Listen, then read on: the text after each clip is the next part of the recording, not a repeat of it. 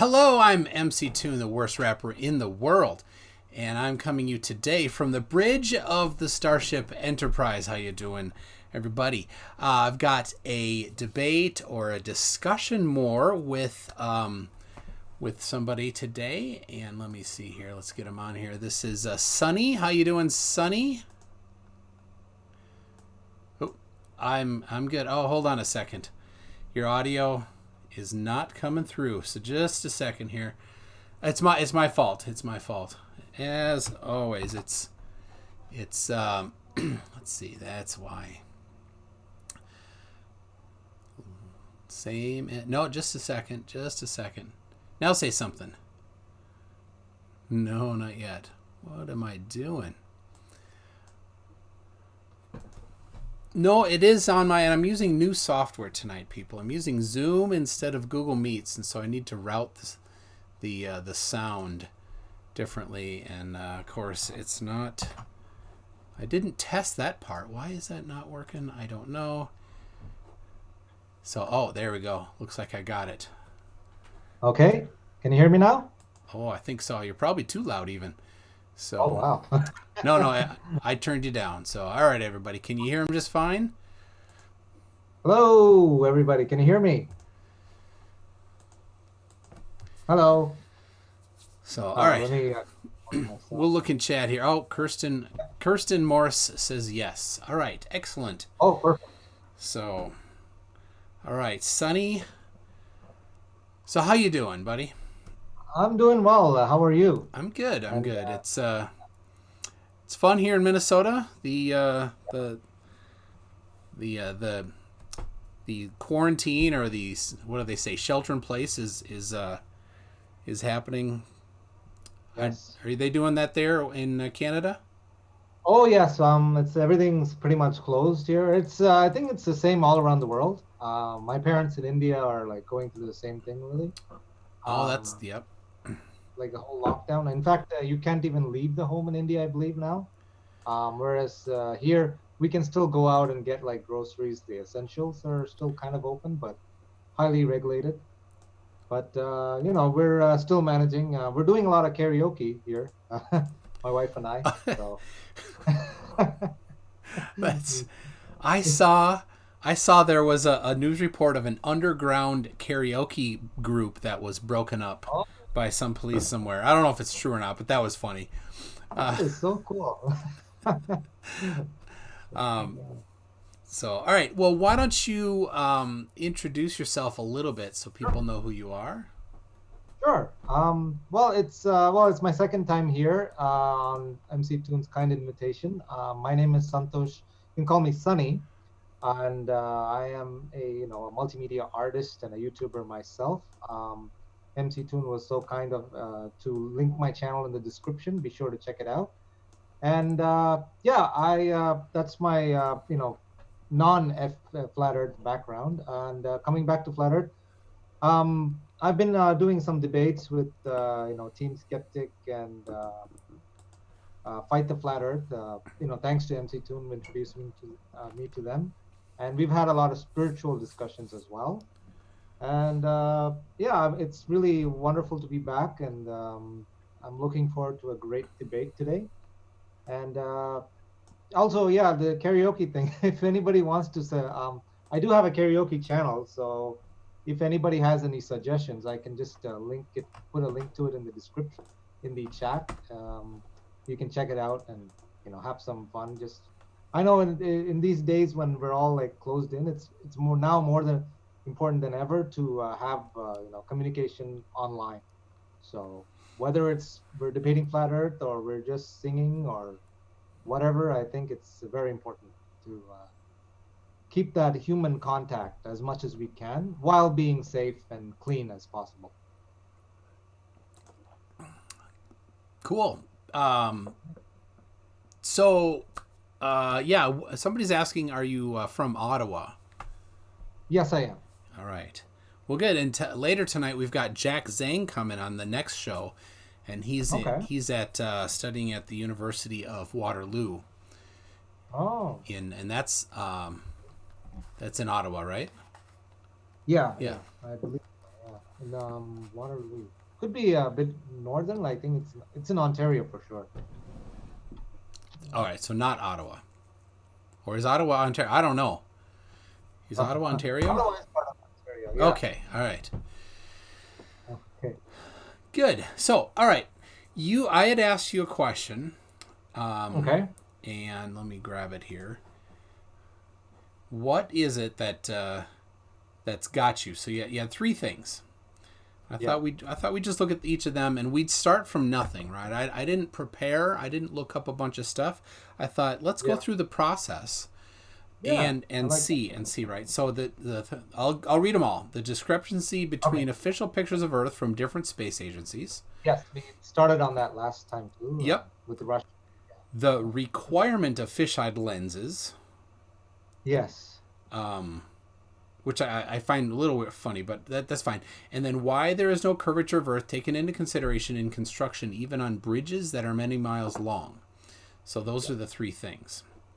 Yeah. So let's start with the discrepancy between official pictures of Earth from different space agencies.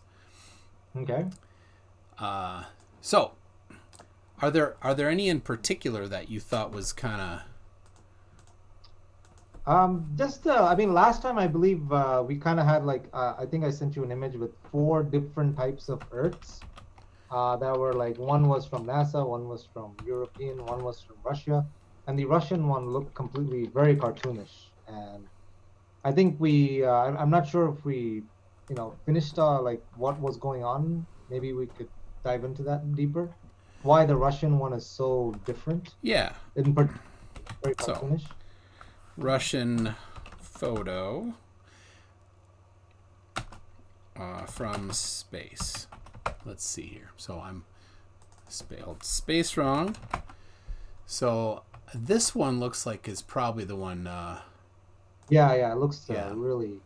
Yeah. So that's I mean, I'm throwing it up with the chat as well if they can come up with anything. Yep. So.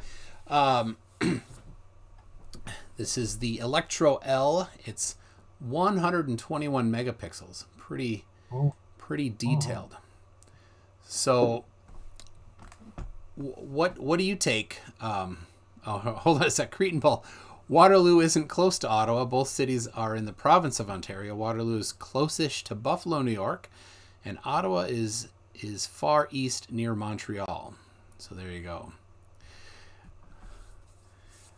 So, all right. So this picture here, this photograph of Earth from the Electro.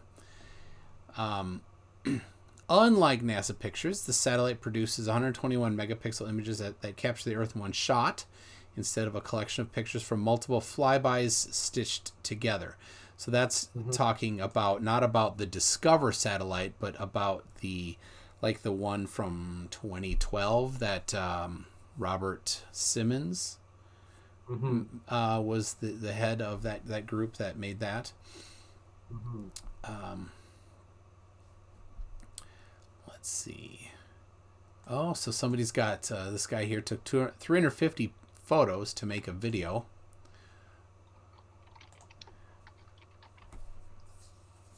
So is it the color that you have that you're looking at? I mean. Yeah, I mean the color, it looks kind of cartoonish. I mean, that's just my opinion. It looks like kind of like an illustration, to be honest, than an actual photo. What are your thoughts? You're saying this is actually, I mean, so this lighting effect that you're showing me, is that real, or do you think that's real, or do you think that's they're just adding that effect to the photo itself? Well, I think this is all real. Okay.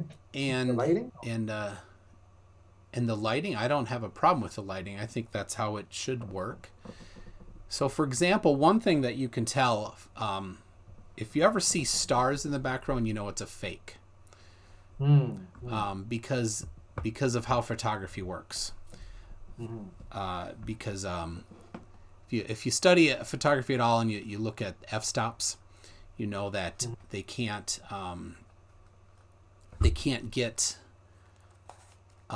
too much variation in color, right? So if something's bright and something's not so bright, you can't get them both. You have to expose for one or the other. You can't get both. Now, there are new techniques where you can take multiple pictures and stack them together. And that's called HDR, which a lot of cameras in phones do today, like all the Apple phones do. I don't know, probably the Android ones as well. Okay. So that it takes multiple exposures, overexposed, regular exposed, underexposed, and stacks them together, and then merges them all. So you could get potentially stars if you did that, but a regular photo could not. So now the color that's there, I don't know if this page says much about the color, but I do know that when you look at a satellite, there's more to the purpose of the satellite than to just take a photo and send it down, right? They're doing more, like they're doing stuff for weather.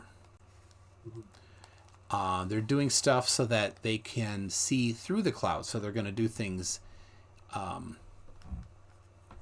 that will use infrared that can get through the clouds, right? The infrared doesn't see the clouds.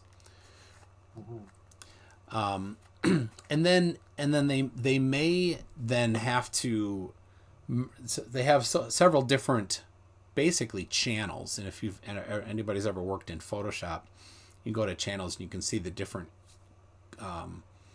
RGB, or if you're in print mode, you're doing cyan, magenta, yellow, black, CMYK, and you can have alpha channels. You can have multiple alpha channels, things like that, where a camera will take a picture using multiple different channels. Your phone does that as well, right? The sensor in your phone has 3 different color channels that it picks up, and it merges them together. Some higher end cameras have more channels. Even some have had specific, like they have orange channels instead of just RGB. Okay. And can I ask you a question about the sunlight? So you said that the sunlight that was moving is real, right? So assuming it's, I just Googled this. It's moving at 1,036.5 miles per hour. That's accurate? What is the sunlight? The sunlight is moving around that animation that you showed me. Sure. Like you said that was real, right? Yeah. Yes, that one. So the sunlight is moving at 1,036.5 miles per hour. Is that correct? Sure. Yeah. So what is the spin of the Earth again? Well, once a day, but that at the equator, if you do the math on once a day at the equator, that's what you get. So let's see. Somebody's saying read the bottom of the first paragraph. So hold on a second. No, I just find it interesting. It's not spinning along with the sunlight, because the spin of the Earth is 1,000 miles per hour, right? Well, 1,300. What did you read? The Earth rotates at 1,000 miles per hour. Yeah, but the sun is going at 1,036.5 miles per hour. So I just find it interesting that the Earth only at the equator, of course, right? So in the equator, it's moving at a different speed than the rest of the Earth? Well, when you measure rotation is measured in angle, not miles, not linear, right? So, for example, when you turn your car on, right, and it's sitting there idling in the driveway, what speed in miles per hour is your engine revving? With the car? Yeah. When you're sitting in the driveway and your engine is revving and it's just idling there, what speed in miles per hour is your engine revving? 0. No. You mean like how many? Your engine is rotating, right? And you look at the tachometer, right? It's rotating. Yeah, your tachometer gives you a reading that's not pointing to 0. So in miles per hour, how fast is your engine revving? I'm not sure. It doesn't make sense, does it? So it's not. I don't know. Your engine is not revving at a miles per hour speed, right? It might be idling at 1,500 RPM when your car is stationary, right, sitting in your driveway. So when you measure rotation is measured in revolutions per minute, or degrees per minute, or degrees per second, or revolutions per day, right? It's some angle over time, right? So the Earth doesn't rotate at 1,000 miles an hour. The Earth rotates at one revolution per day, right? Or 15 degrees per hour. Okay. Right. So But that's I would expect some, like it's on the outside, I would expect to see some kind of movement, right? That yeah. video you showed. So in this video, what the satellite is sitting in what's called geostationary orbit. Oh, geostationary. Okay. Right. So it's up over one point of the Earth, and it's rotating at the same angular speed, 1 revolution per day, with the Earth. So in relation to the surface of the Earth, that satellite is not actually moving. It's How about always the clouds, sitting. then? It's always sitting above the same part of the Earth. Okay. There's no cloud movement either. There is. It's slight. I would expect it to go much faster than the movement of the sunlight. So you expect the clouds to move at more than 1,000 miles an hour?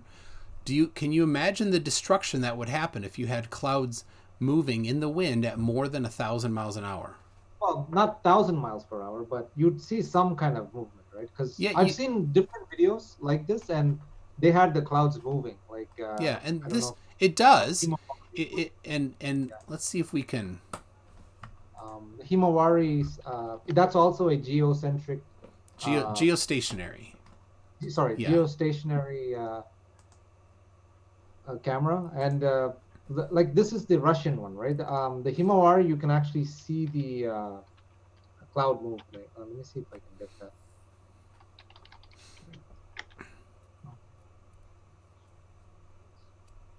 So it just seems to be a little bit contradictory, the footage. See, okay, yeah, I got it here. I'll just can I send it in chat or? Yeah, you can send it in the YouTube chat.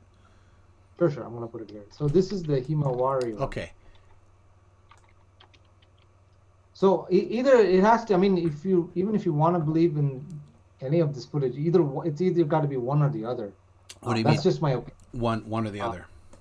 Yeah. So yeah, you can show them the Himawari one, which is. But I want to point out something on this one first. But I want to be clear what you mean by one or the other.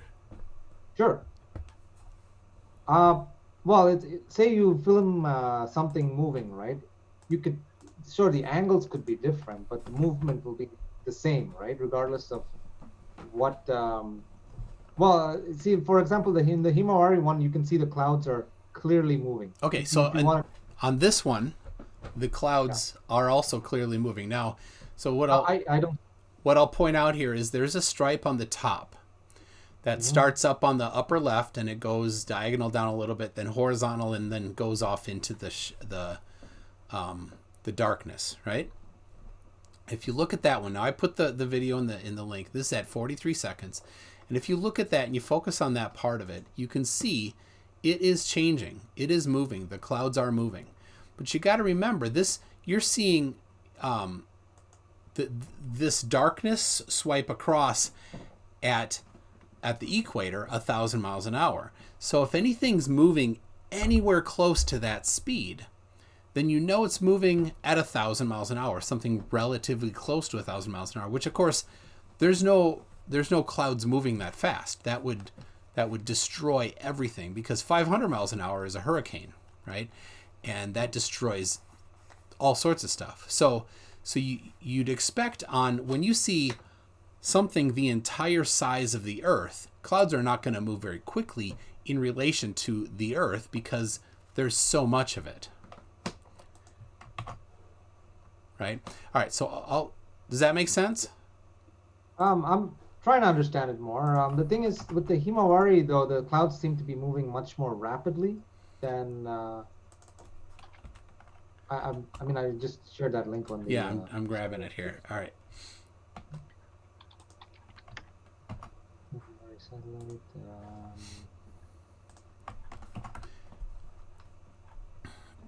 All right, so there you go. So they're not moving any more than in the other one. You sure? Yeah. You can see them moving in here. But you can see them moving in the other one. It looks like there's a hurricane in the middle here, so that's fast moving wind, right? Okay. Well, I have another look of it too. Yeah. Another one. Maybe that's not the best example, but. Well, that was a good one. You did see the clouds move for sure. And yeah. And in this one you do, but like I said, there isn't a hurricane going, so it's less dramatic.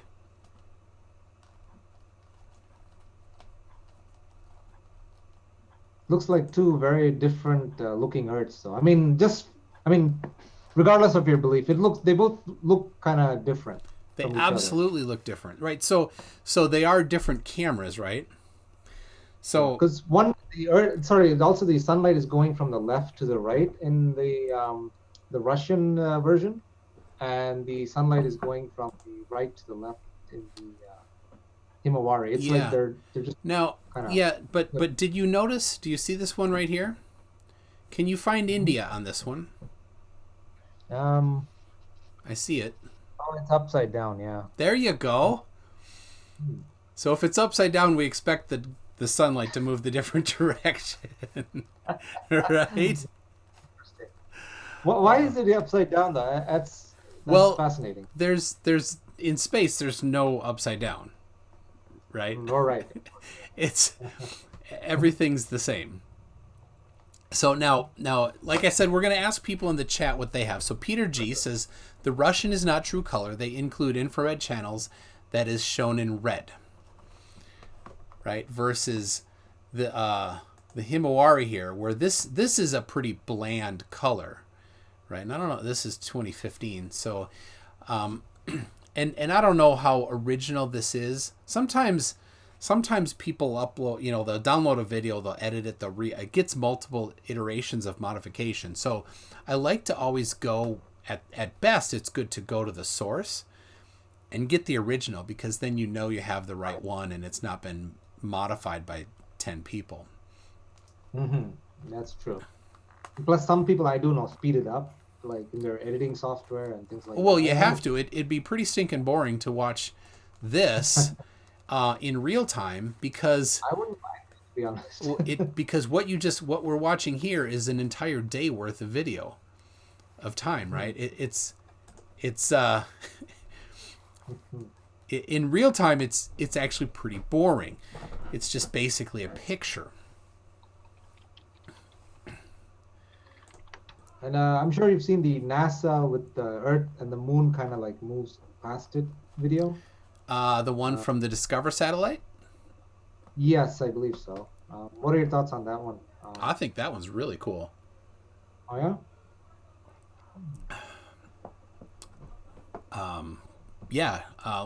Can we pull it up, huh? Sure. Let's see. Well, we'll go here. Google.de is my default. Weird. Why? Why is that? All right. So we've got it's the Epic Discover Epic. It was the moon eclipse.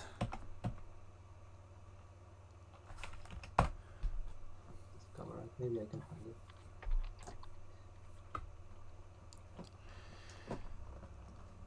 So this is right off a NASA site, so that's nice. It's from the original. Jay Herbert. I'll turn off the...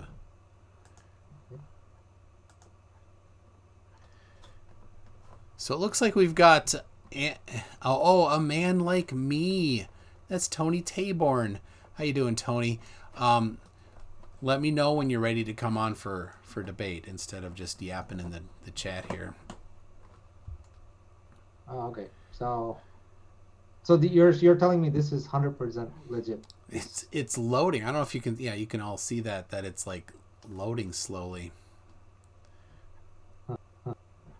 See if it stops buffering a little bit. They would teach flat Earth in school, but it's been falsified. So Actually, yes, they did used to teach says planet. who said that? Brian Hilkema. All right, let's see. So this one here, right? Very different from what we just saw. So, any explanation for that? Oh, Sonny, I'm not hearing you. Oh, really? So what? Oh, my Bluetooth disconnected. That's why. So just a second.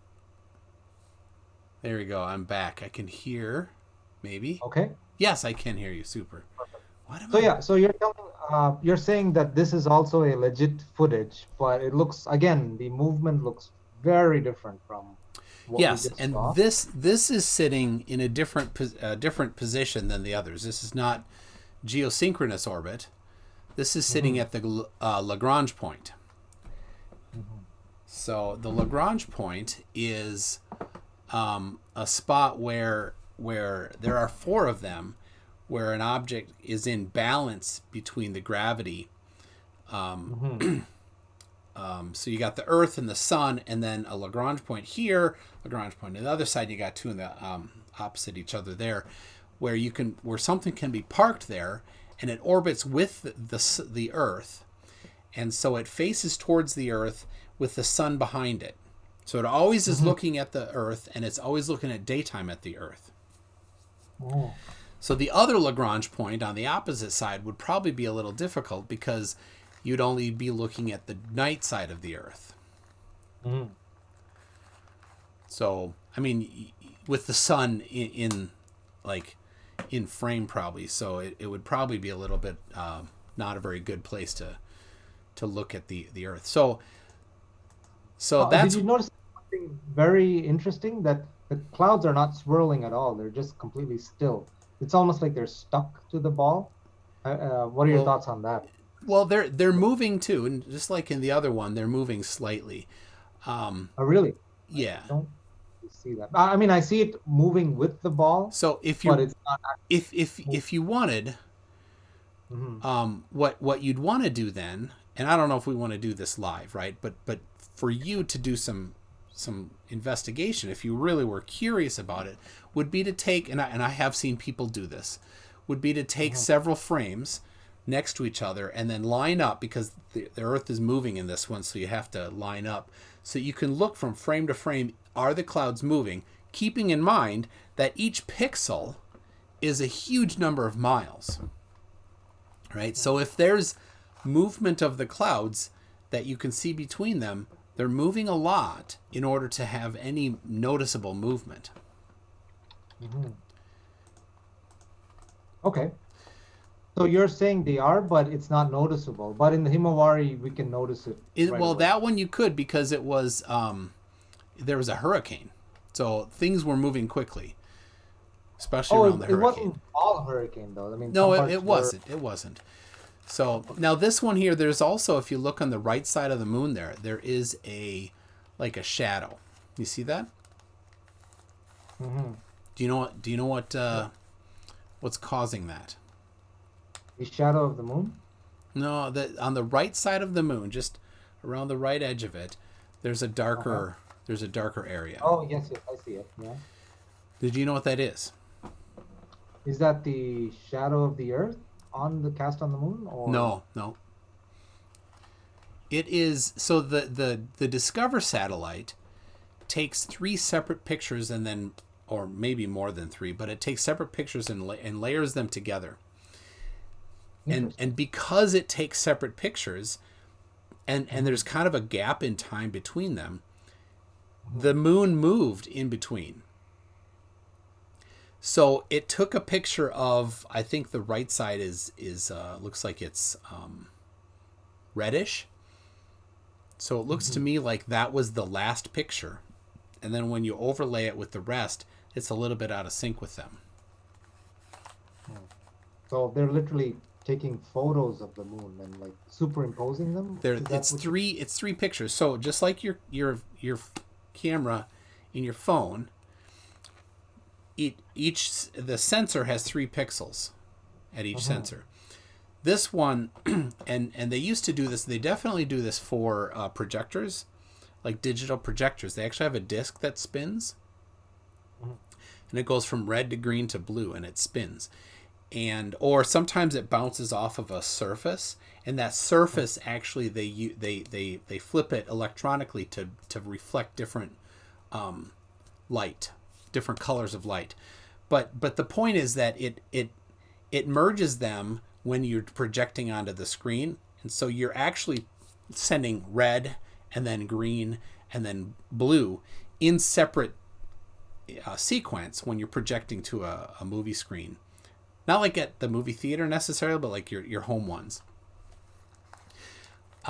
So this is the Discover is doing the opposite. It's taking pictures 3 separate times, and it's probably a filter that's going in front of it to filter out certain frequencies or wavelengths of light, right? To just get certain colors. And I haven't looked at the exact specifications of it to know exactly how it does it, but I've looked enough to know that it is taking separate pictures at different times and merging them together. So I don't know what to say. I mean, you're explaining it really well, but still, I mean, I'm still waiting for the. My phone here has like 4K camera, so I'm just waiting for that 60 frames per second 4K video of the moon going around the Earth. Do you know what it would look like? How would it look like? It would look like that. It would look like this? It'd look like that, yep. 4K. Yeah. Real time would look like this. Real time. Okay. And the just other like one, that. It would move just as much as that is right now. Oh, I don't mind the. I mean, you can always. Do you know why? Because it changes so slowly. So nobody's ever going to send 4K 60 frames a second because it's pointless. It doesn't change enough to bother. Right. So if you were going to take a video of your wall clock, right? Would 60 frames a second help? Just the hour hand, let's say, right? You have a clock that doesn't have a minute hand or a second hand. It just has an hour hand, and you're going to take a video of it. Does 60 frames a second help? I mean, I could always capture it, and then I could speed it up using an editing software, right? Like, so that it's smooth. It's that smoothness that we want. The NASA one was very choppy. It was like, to be honest, it was like just bad animation or something. Well, yeah, that's because they don't take pictures that regularly. So the Himawari, I think it's every 10 minutes is Himawari. I think Discover was between 30 minutes and 60 minutes, and that's why it's choppy. That's not the purpose, but the other is, you have to upload it all, right? Or download it. You have to send it to Earth, and that takes bandwidth, and bandwidth over distance is hard. Okay, that's right. So possible. So this one here at the Lagrange point, it's very far away. It's much farther away than the ISS and much farther away than these geostationary ones. So the geostationary orbit is at a specific altitude to be geostationary, because you have to balance the gravity and the speed that you're moving, and there's only one elevation that does that, right? If you're going to be orbit like the ISS, well, there's different speeds you can go because you're not trying to be above just one part of the Earth.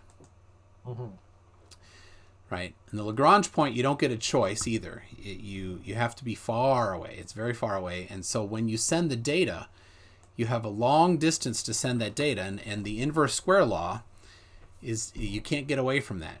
Right? So you're going to send data from this satellite that's very far, beam it towards Earth, and then on Earth, you have to receive it. And of course, if you look, Earth is moving. So you can't just have one dish to receive the data. Right? to get it real time from the Lagrange point here, right? To get it real time, you'd have to have receivers all over the Earth.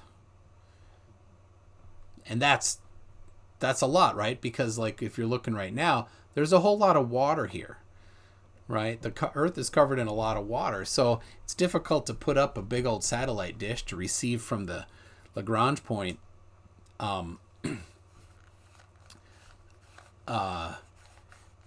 the data you need. So maybe they only send data at limited times per day. I don't know how they do it, but those are your choices, right? That's a good thing to research more of.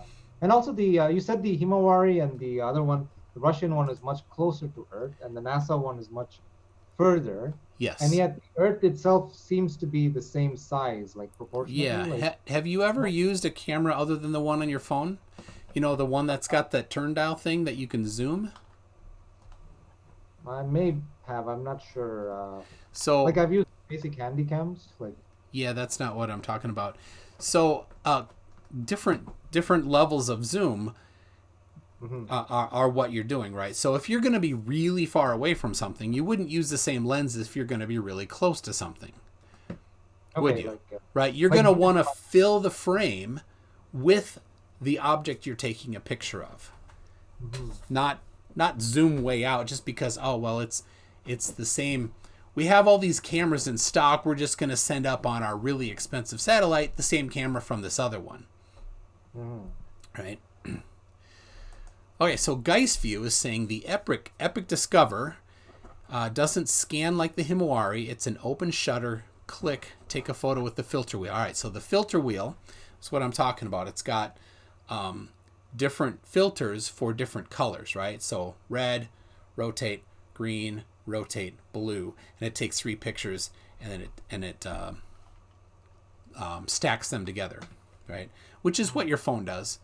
Any digital camera does the same thing. It just takes them all at the same time instead of in 3 separate clicks. The Himawari scans, so it takes lots of little pictures across the frame, and merges them all together. So different ways of doing it, and depending on your need. If all you want to do is take a regular picture, then that's one thing. But of course, that's not what they're trying to do. So they have a broader goal. So yeah, well, hopefully one day, maybe with technology, we can. I mean, do you think you can capture more, something more like that's not so inconsistent or choppy, like something that's more. Well, this is not choppy. The Electro is not choppy. And so all this is happening while the Earth is actually spinning around the sun, right? We have to remember that as well. Like, yeah, it's orbiting around the sun, sure. 6,600 miles per hour. Well, again, the orbit is measured in degrees per time unit, right?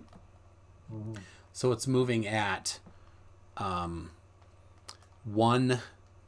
about 1 degree per day, because it takes 365 days to go around the in orbit around the sun, right? So a little right close to 360, right? So about 1 degree a day, which when you're talking to, that's not actually that fast, and it's all relative, right? So when they're moving next to each other at the same relative rate. So and of course our orbit is elliptical. It speeds up and slows down a little bit, and it gets farther and closer. Not a lot. Our orbit is pretty close to circular. Some other things are around the sun, you mean, right? Yes. The movement around the sun. Yeah. So it seems very interesting that looks like it's perfectly still while it's actually going very fast around the sun. Yep. But and have you seen the videos of people? Well, you've been on an airplane, right? Yeah. Did you get a drink handed to you by the flight attendant while you're on that airplane? Yes, I have. Okay, and then you set it down on your tray table, right? Yeah. Right. I understand that argument, but if I was on top of the plane, it would be a different story. But because I'm inside of it, um, which interestingly enough, flat earthers do believe in a dome, right? The firmament, which is also in the Bible. So the firmament would Some do, actually some work in don't. our.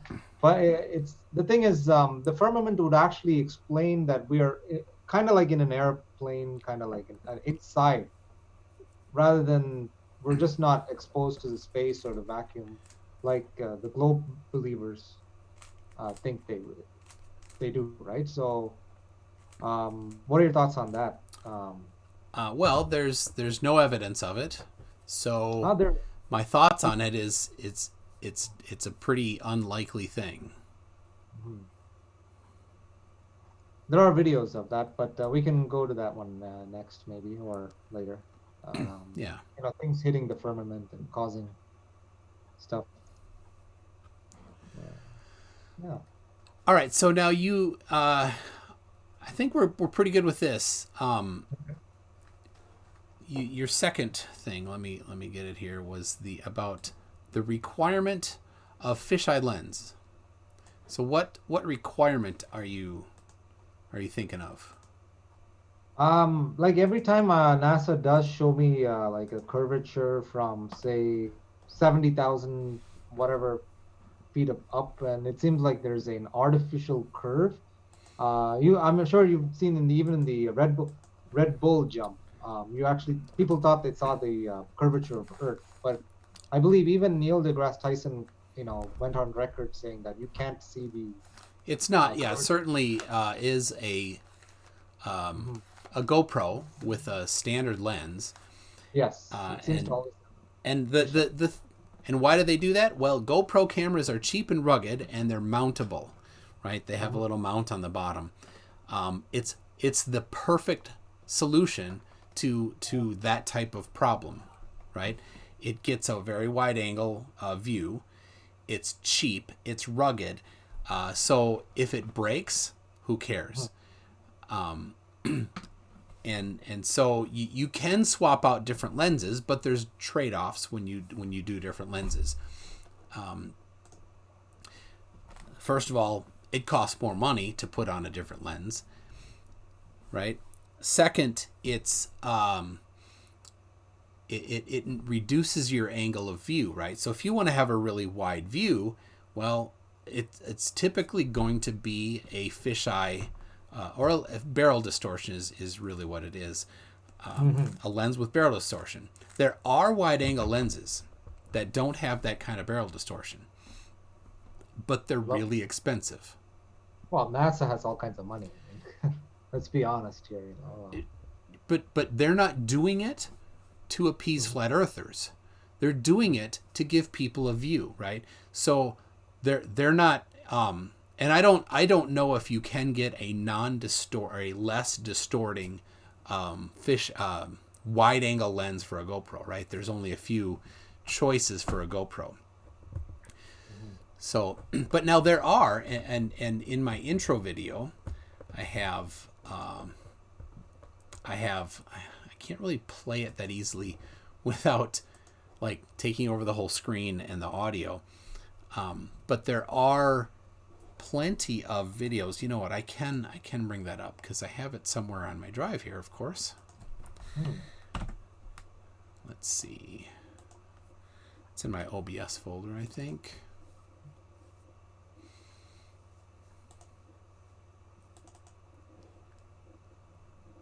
No, that's not it.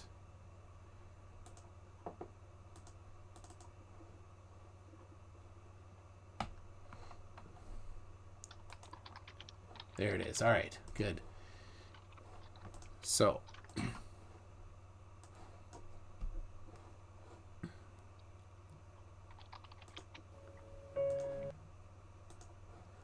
all right. There it is. So here is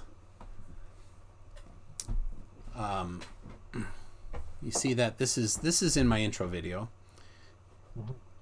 Right, you can see the panels over on the right side. They're straight, or at least they're relatively straight. I didn't draw a line across them, but you can see they're not super fisheye bowed or anything, right? So this particular one isn't apparently a fisheye. This one we don't know. There isn't enough reference on this one. Looks kind of distorted. I mean, if you take that as the actual curvature, I mean, that would not really fit into the measurement of the. Let's wait till we have a reference, right? You have to have a reference. So here's one. We can see at the top there's some structure going across the top here. Yeah, is that the Aurora Borealis or? Yeah, on the bottom we're seeing the Aurora Borealis up, or maybe it's the southern one. I don't know.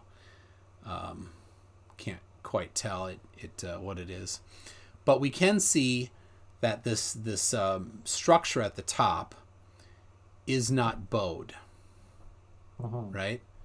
Does that look not bowed to you? It's a little dark, right? It's a bit curved, right? So like if this was a fisheye lens, then things that are significantly above mid frame are going to be distorted. Yet this thing here is not distorted. To be honest, I mean, honestly, do you think that this is totally 100% legit footage of Earth, not CGI or anything was added on top of this at all? This one looks to me like it's pretty legit. Okay. Yeah. Because I have seen very convincing, of course you see in the movies all the time, very realistic looking Earths, and they kind of have, like, you can actually see the lights of the stuff. Yeah. This one here, coming up, this one is a fisheye right here. We can tell. We can see those solar panels are curved.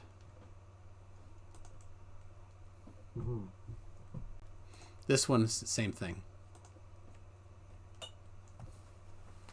So again, and the curve of the Earth is too much, right? from the elevation of the ISS, it should not curve this much. So yeah, that's absolutely fisheye there. Yeah. So yeah, that was basically my question. Why the? So we found one or two already that are very unlikely to be fisheye. So this one looks pretty good too, right? You can see the solar panels are not curved. Right?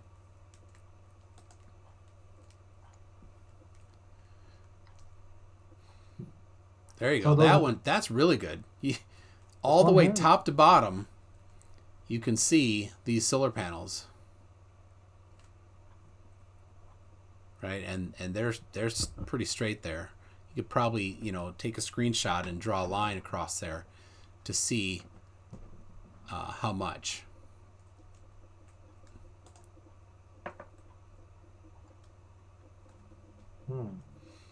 So again, this is not fisheye lens. It's just straight up. You're telling me? Yeah, these two look. You can see here this. I'll back it up a little bit. This solar panel sweeps across the screen, we don't see it changing shape. Right, I'll do that again. See that? So I'll back it up one more time. If it was fisheye, it would change shape, right? It's straight here, and then it would go to curving one direction or the other.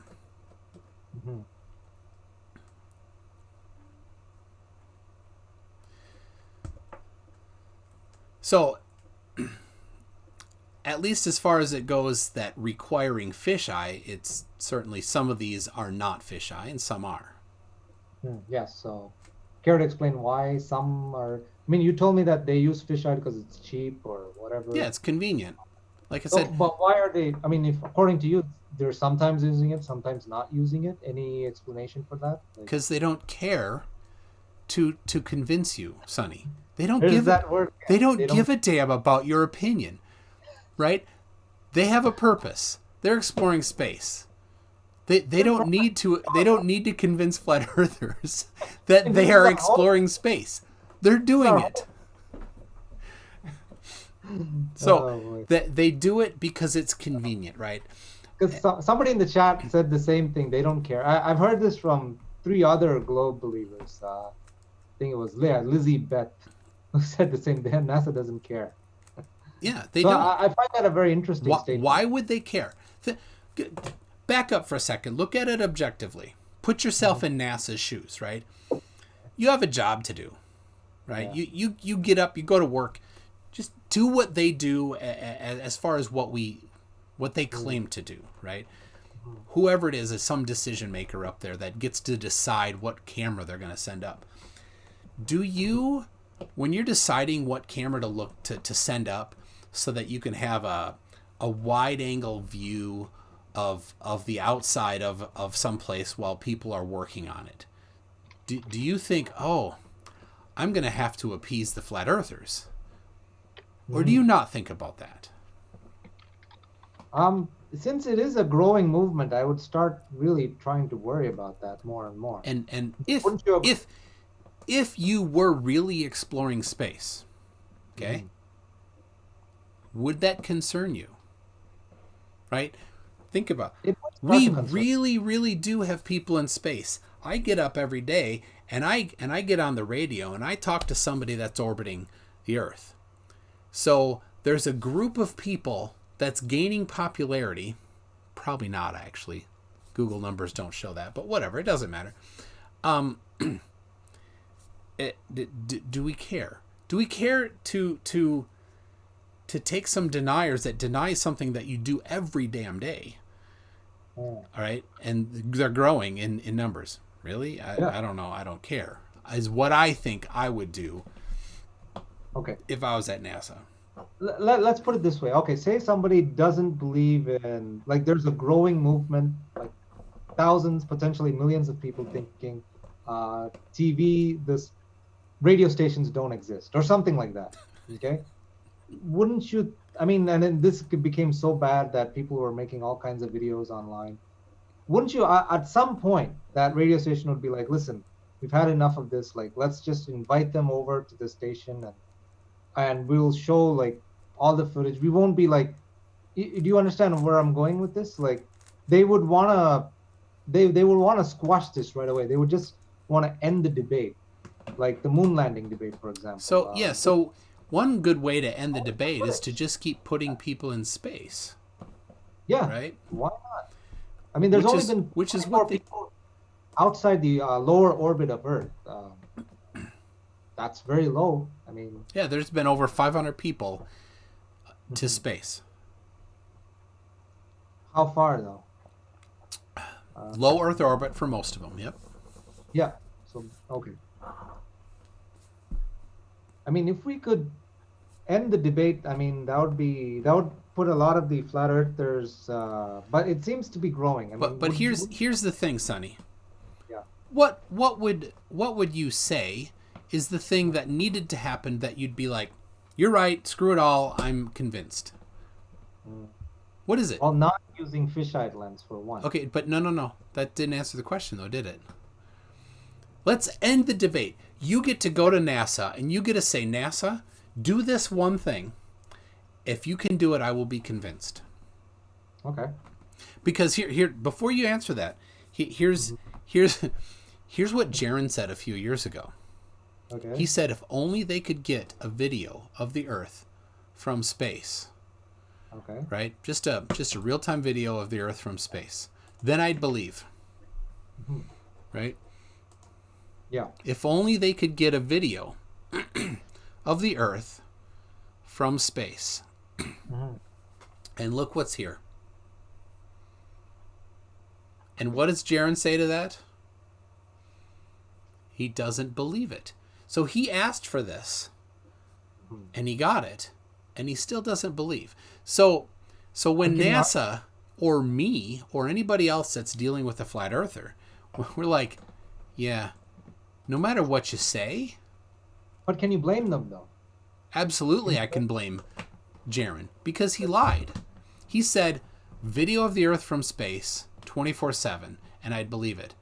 And here it is, and he won't accept it. So I blame him, absolutely. He's a jerk for that. He's a liar for that. because he said he would take it, and now he doesn't. Right? So here's the deal. When you answer this question, be ready to take the answer. Right? So if you could go to NASA, Mr. NASA, this one thing, you'll convince me and probably all the other flat earthers that they'll end the debate. What is that one thing?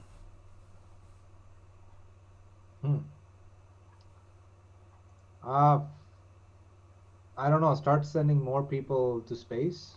That would be one way to. So 500's not enough. Okay. No, not nearly enough. Not after decades and decades and decades of space travel and research and taxpayers' money, and everybody saying, "Oh, we're gonna send people to the moon." Like they were saying that in the 1970s. I mean, it's 2020 now. but then Congress took all that money away from NASA. They make 65 million. No. They don't get to pick. Congress said in 1972, during Apollo 16, when Charlie Duke was one of the people on the moon. On the moon, they announced Congress approved the budget for what became the space shuttle, right? Then they went to Apollo 17, and then after Apollo 17, Congress said, no more money to go to the moon. Do you get to go to the moon anymore if Congress says we're not going to give you money to go to the moon? That's not an option, is it? But they do send probes to the moon. Yeah, but you said people. They could film stuff. Like they could film all the stuff that we supposedly left up there, like the China mission to moon. Yeah, and they have. I mean, can they film the American flag that was left up there? They could. Why don't they then? Because they don't care. They're not trying to convince you. And again, if they went and filmed that, would you say, oh, I'm convinced, and a whole bunch of other flat earthers would be convinced? Let's spend millions of dollars or billions of dollars to go film the flag. Would you? Right? China already got imagery of the moon landing areas, and you can see the tracks of the rovers. Oh. Was that enough for you? No, Really? it wasn't. It's that you can look it up. Is that enough? If we pulled that up right now, would you say, "Oh, I'm convinced"? I mean, I'd take a look at it. Yeah. All right. Well, let's look at it then. So. I did see some of the Chinese, what they did, and it looked kind of like CGI. No offense. These days with 3D models, I think they can do a better job than what they transmitted. All right, I got a super chat here. First super chat, though, is from Sonny Stefan for $2 Canadian. That says, thanks for another invite, my friend. God bless. Thank you, Sonny Stefan. And let's see, Ilya Moon is a new member. Thank you very much, Ilya. And then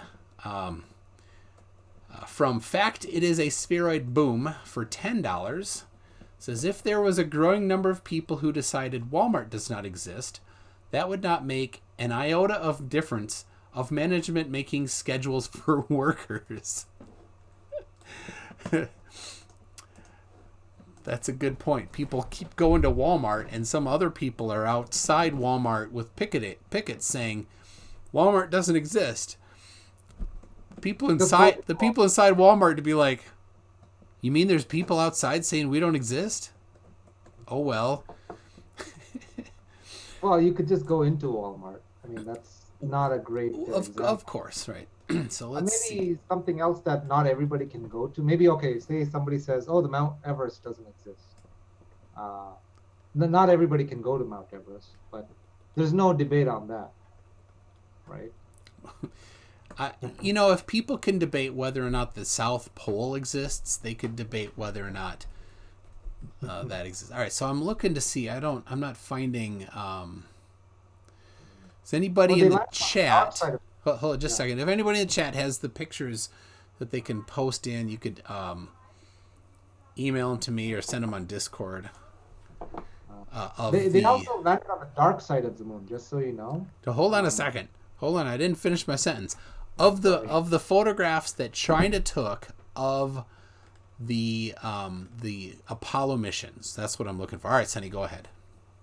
No, the China mission was to the dark side of the moon. So I'm assuming that But they NASA took pictures though of where? of the Apollo. Okay. So I'm looking for it too. Yeah, and it might have been a different mission. I don't know for sure. There's a lot of 3D animation.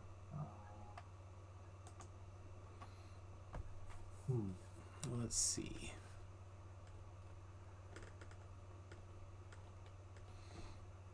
You know where a great place to leave a camera would be on? The moon itself? Like, well, they'd have to land it there, and they'd have to want to. So let's with see. their probes and all that stuff. Yeah, but you'd have to. There it is. All right. Plant the camera there. There you go. Here is the Apollo 17 landing site taken by what I think is China's.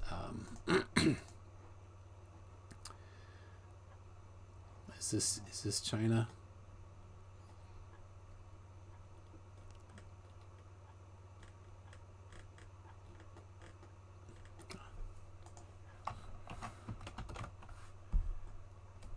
No, I don't remember who this is. All right, but that's all right.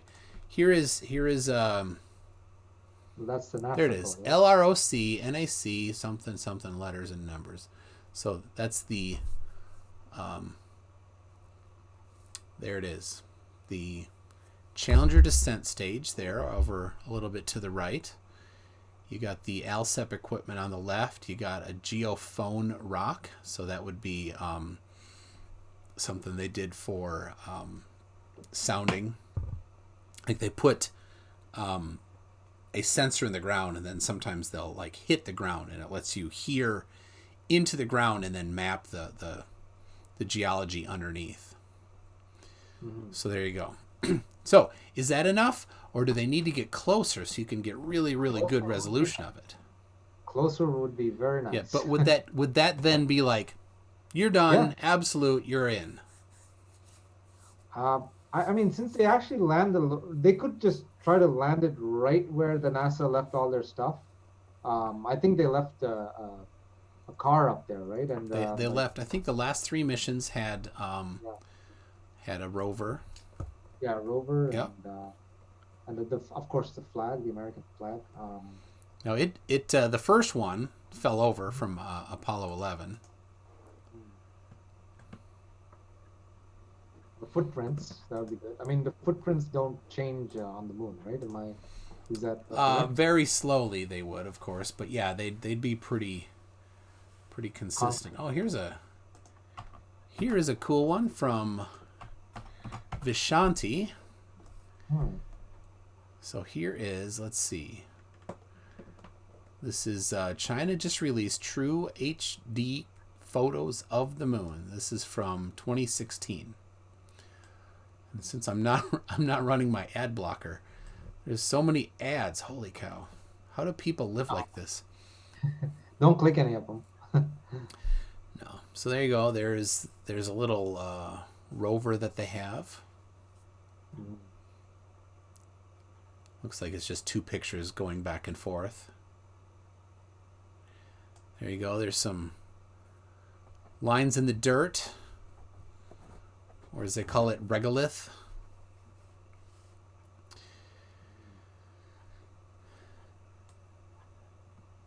There you go. More pictures. So, well, this at least looks a bit more real than some of the other stuff. Yeah. So, by the way, I'm noticing there's no stars. So you're telling me we don't see stars from the moon? We should not see. If you see stars in a picture of the Earth or the moon, it is almost definitely a fake. So you can't see stars from the moon. No, because the camera cannot. Now, if you there's a book, a really good book called Understanding Exposure. I read it when I first started in photography. That goes over the history, a lot of the history of it, and Ansel Adams was one of the definitive people in photography that did a lot to define f-stops. And he defined these 10 different f-stops. And when you take a picture of something, you put a light sensor, these old analog cameras, right? You do a light sensor so you know how bright it is, and then you'd adjust your camera so that it had the right amount of brightness for the shutter speed, the aperture size, and the ISO setting or sensitivity of your film. And you'd adjust all those things so that you could take a picture with the right exposure. And it used to be quite a bit of work to do all that. Today, everything's done automatically, and so we have no concept of these things.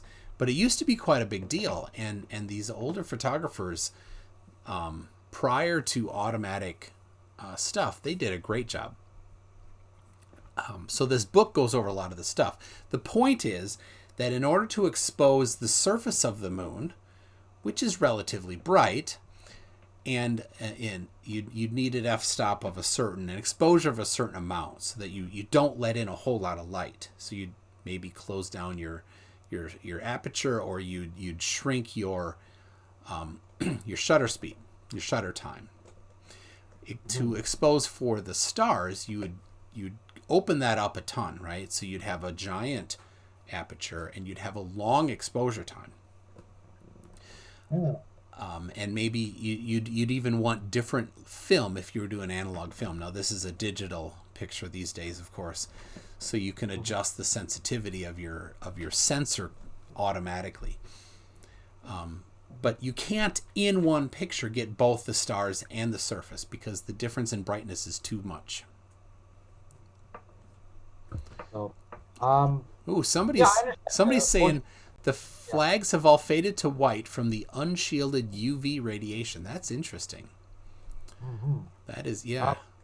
By the way, since you said, okay, these are authentic photos of the moon, that's what they're claiming, right? I just shared a link. I'm not sure if you've noticed this one, but I'm going to share it again. It's like so-called photos of from Mars, but in fact, they were actually just photos on Earth, actually from Devon, Canada. And it was just and so these are lying scumbag flat earthers that are I doing would like this. you to explore that though, because they do have like a base there. Maybe just click that article and scroll down. Yeah. So here you see on the left the one that's labeled NASA, and the one on the right that's labeled reality. The problem is that some scumball liar took the reality one and labeled it NASA. So you go to the NASA website and you find this one on the left. You won't, because it's not from NASA. NASA base and stuff, like an actual. If you keep scrolling down, there's some.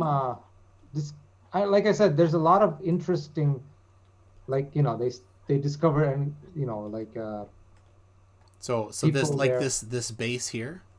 Yeah, it seems like a. The official explanation was that it was like some kind of training or something. What are your thoughts on that? Yeah, so if you're going to send something that you can't fix, right? You don't get to do it twice. You get to do it once and only once. Right? So when you're going to do that, do you want to maybe test it a few times? I'd agree with that. Yeah, so how are you going to test on your moon rover running on a rugged surface without running it over a rugged surface? You got to run it over a rugged surface, right? Well, I understand, but what I'm trying to get you to understand that you understand how easily photos can be faked if they want to do it. If China just wants to say, hey, let's just pretend to go to the moon and just show these pictures and edit it in a certain way and just have like, and it's easy to do. It's basically, and nobody would know until not nobody would know. There are people that are very good at analyzing photographs, experts in it, right? There's a guy in the chat right now that is an expert in video, DKG, right? I saw him. So I'm a little DKG Custom. He does video. That's his job. He does special effects for video. So nice. He knows video special effects well. Now he's maybe not the best forensic analyzer of video in the world, but he's probably pretty stinking good at it compared to regular people that don't do it regularly, right? Mm-hmm. So if you take somebody that's, a forensic expert in video or photography and have them look at this stuff, that's what you'd want to do if you were actually questioning. You wouldn't have somebody that's not an expert in it look at it and say, oh, well, there's no stars. Because here's the deal. Whenever somebody says there's no stars, I know that person doesn't have a clue about photography. Mm-hmm. Right? And anybody that's an expert in photography forensics would look at that and they'd hear somebody say there's no stars and they'd want to slap them. Right? Because that's just dumb. So when you say they could fake them, absolutely they could. Yeah. Right? So the question is, did somebody that knows their stuff look at them and say, that's fake? Or did somebody just say, they could fake them, therefore I think they're probably fake? Oh. I mean, define an expert, right? I mean, there are so many people that they might not know everything about video, but they have a sharp eye on. I mean, they might not have. No. I mean an expert. There are people that's part of their profession, right? So that's what I would mean. Somebody that has done it as part of their profession and has some credentials in that, So the real thing here, and let me pull this one up here, because this is pretty cool, and we see this all the time.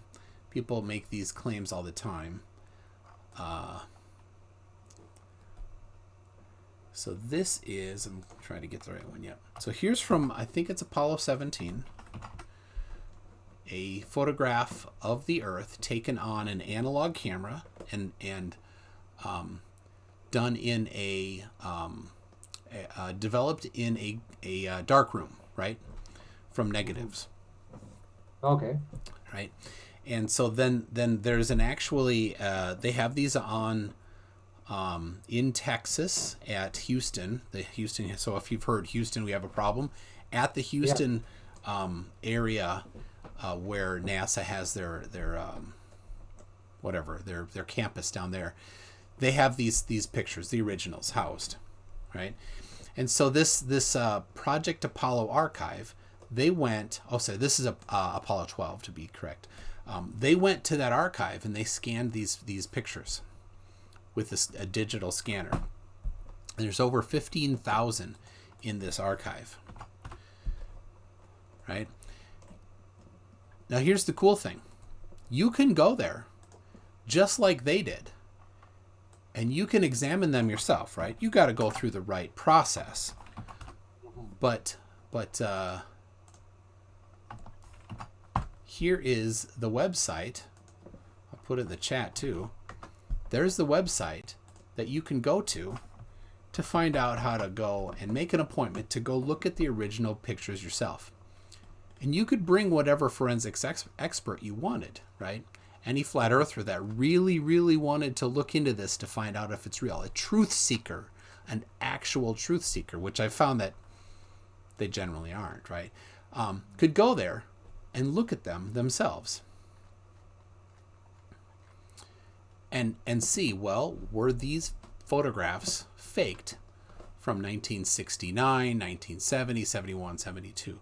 Because there's only certain technology they had. Mm-hmm. Right? So using whatever forensic technologies you want today, somebody could go there if they really wanted to find that. If they're like, I'm totally convinced that they're fake. All right, go. Nobody has. But there it is in the chat. There's the link. I'll even send it to you in Facebook Messenger so you can go there yourself. So I was down in Houston in November, and I went to the Flat Earth Convention in Dallas, and I didn't think about it when I was there. Like, I could have maybe gone to the archive because we had a day.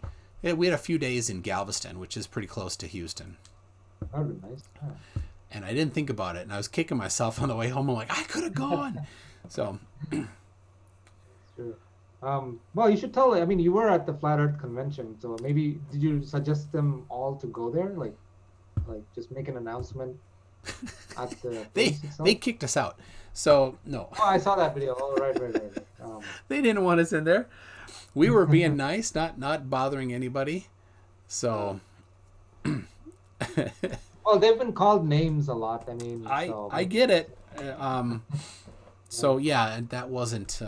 But yeah, Dallas and Houston aren't that close. Actually, we Uh, yeah, there's quite a few hours apart. So you couldn't do a day trip down there really. So uh, let's see what is all right. So we got one more picture thing here that Vishanti sent okay. of let's see photos.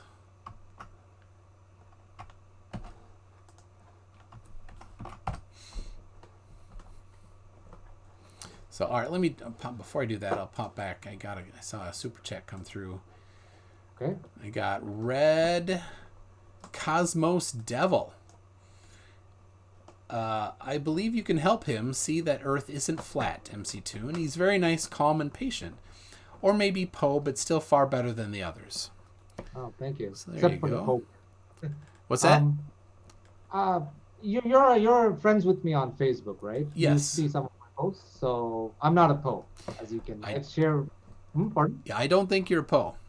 No, because I shared with all my friends and family, and you can, because there is a public consent right now among the globe believers that I'm a Pope, but MC Toon is friends with me on Facebook, and he can. Uh, So I don't.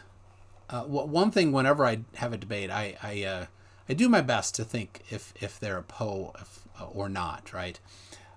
So like red pill philosophy. After the debate with him, I'm like, mhm, yeah, I don't know, he might be, but I basically by having you on, I don't think mhm. you're a Poe. So Okay. I appreciate that. let's see, John Stock, welcome to Einstein. Thank you very much, John Stock. He's a new member. And Great. let's see, I have a few icons. I think I can probably do a few more now that I've got. I need to have a certain number of members. So when I debated Red Pill Philosophy, I put in this Mario. Oh, I love Mario. A Red Pill Philosophy kind of has a Mario mustache. So all right, so here's the gallery Mario. of photos from this is the Chinese the not the dark side of the moon, the other side of the moon, far side. Uh, Other side. I like that. Yeah. So there you go. You can see. Oh, that's kind of cool. You can see the these like little ramps that the rover went down to get, and then you can see the tire tracks coming away from it. Mhm. There you go. Just the landscape. Another picture of the lander there from the other side. You can see that on the right side you can see the tracks going away, and a little bit of the ramp. You know what I'd love to see? I mean, you think the moon is spinning, right? As well. I'd love to see a video of the moon spinning. Is there any footage of that from Earth? I mean, Well, from the Earth you don't see it because it's tidally locked. So you'd completely need to lost. have something in orbit around the moon, Mm, taking love that. pictures of the moon as it went around. Um, Yeah. and so one thing about the moon, it's a little difficult Hmm. to be in orbit around the moon for a long time Hmm. because something about, and I read a little bit about it. There's something about the gravity of the moon is it's not a lot, but also Hmm. it's very irregular. The shape of the moon, the not the shape, the geology of it is a little irregular, so that one like different sections have different densities, and so it's kind of lumpy from a gravity perspective. So you wind up, the orbit gets a little weird, and so there is something Yeah, the Chinese put something in orbit around it because the backside of the moon. Here's my I always use this. I'll go full a little bigger screen here. Yeah. Let's see. You've got the moon is here, right? And the Earth is over this way. Let's see. Let's put the Earth over here. Right? Okay. Then on this side, you can't send signals to the Earth. So they put something over here, I think, somehow in orbit so that they can bounce signals off of it to talk back to Earth. Mm-hmm. So, all right, so we've got, I'll go back to these pictures here, and then we'll move on to the final topic maybe. So, a couple more, let's see, looks like you got the tracks there, and then way back you've got on the upper right, you've got the lander. There's another picture of the lander. And the final one, a bunch of tracks in the dirt. Mm-hmm. So, there you go.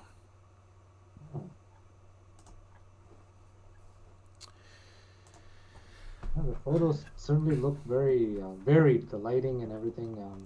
The colors change a lot, I've noticed. Yep. So, all right. And your final one was about taking the curve into account for bridge. We can do that one, or the star constellations remain the same.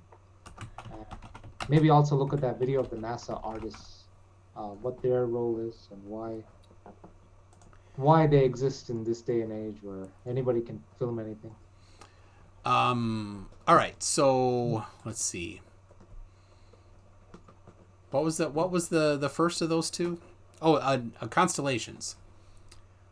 Yeah. Why do constellations never change? Yes. If we're in a heliocentric system with the Earth, spinning around the sun and spinning at 1,000 miles per hour and all this stuff, but those constellations look exactly the same. Doesn't really seem to. Okay. Well, except that they don't. So you've heard people say that, I'm sure. I mean, I just see the sky, I just see the night sky. But they don't. The stars change regularly. So you've got one extreme. You've got Barnard's star, which you can look up. We can just look that up right here. It is the fastest moving star. Let's see if we've got. Yeah, this is a good one here. So this is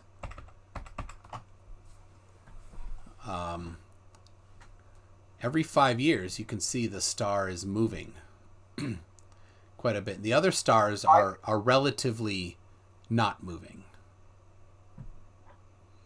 Right? Why is only that one moving? Well, it's not only that one. That's the fastest moving one. The other constellations look the same though. Well, all right. So one at a time, right? So there's the one. It moves a lot. This is the fastest moving star. So let me go. Then you've got here Polaris. Polaris is an important one for navigation, so it's been tracked very closely. In 1850, so Polaris is not at the center of the rotation of the northern sky. It's slightly off. And so I've seen even Eric Dubé, his video says, and a lot of people say it's perfectly in the center and it never moves. It's neither perfectly in the center and it does move. So I have a still of from Eric Dubé's video where he is saying, and you can see the text on the bottom says it's right in the middle, and it's never. But in the picture, it's got the star trails, and you can actually see the little arc of Polaris right next to the center. It's like your own picture here kind of ruined you. So in 1850, it wasn't at 90 degrees. That would be dead center. It was at 88 degrees 30 arc minutes. So an arc minute is a 60th of a degree. And then arc seconds is a 60th of an arc minute. So there's 3,600 arc seconds in a degree. right? So you know what a degree is, right? So go from one side to the other, that's 180. To come back all the way around, that's 360. Yes. So they define the center of rotation to be 90 degrees north. And the southern center of rotation, which exists and could not exist if the Earth were flat, but that's 90 degrees south in the sky. So in 1850, it was 1.5 degrees from the center. Right? In 1900, it was 88 degrees 46 arc minutes. So it had moved closer to the center in 50 years by about 16 arc seconds. So about a quarter of a degree it moved, right?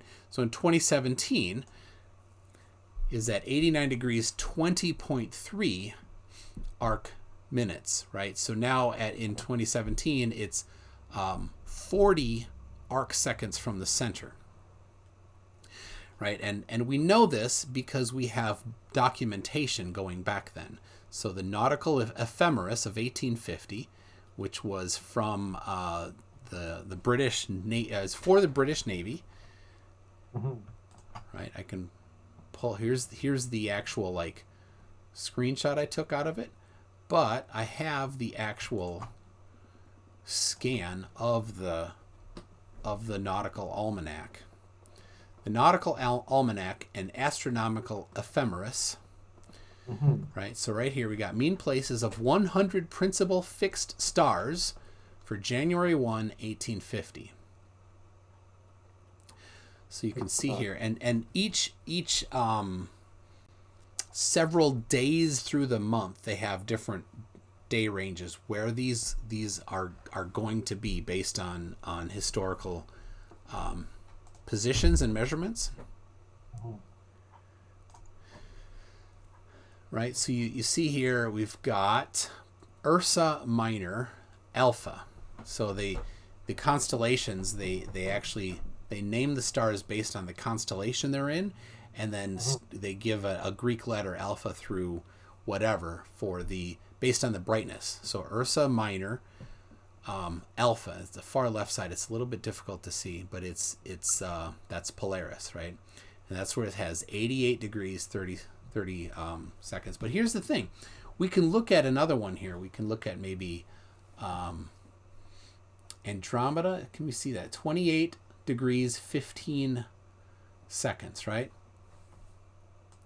And then we can pull up the almanac for 1900.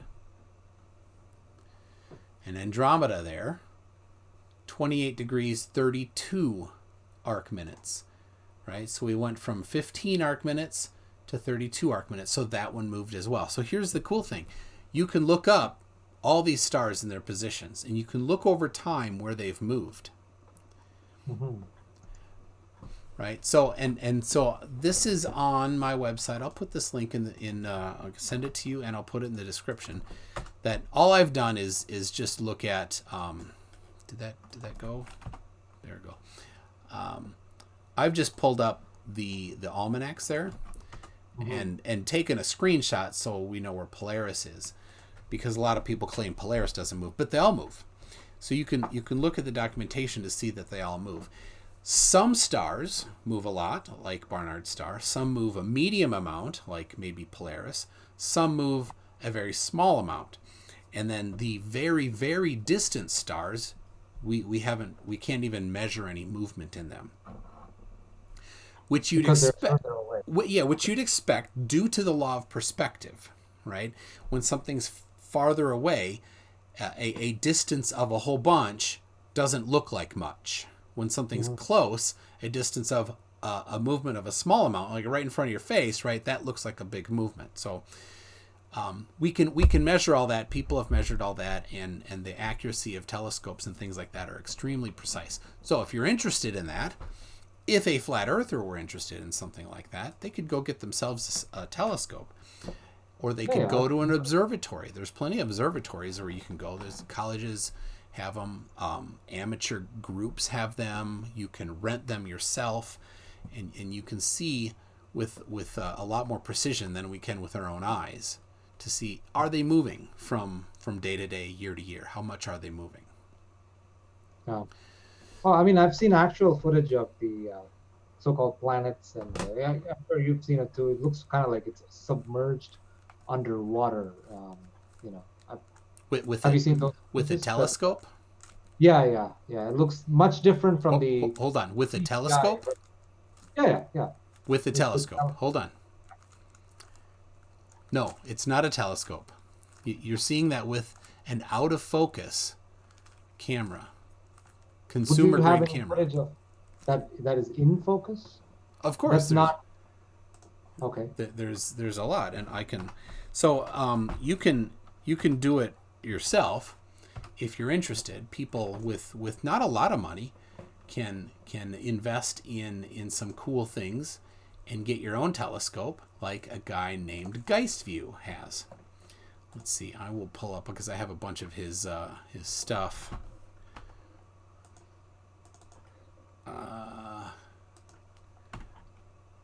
Looks like it's underwater. Yeah. Pull up video of or footage of the what you think looks underwater. Okay, let's see what I can find here. These were taken by the Nikon. Yeah, no, only with the telescope, please. Oh yeah, yeah, sure. Telescope. But yeah, it looks very different from the CGI.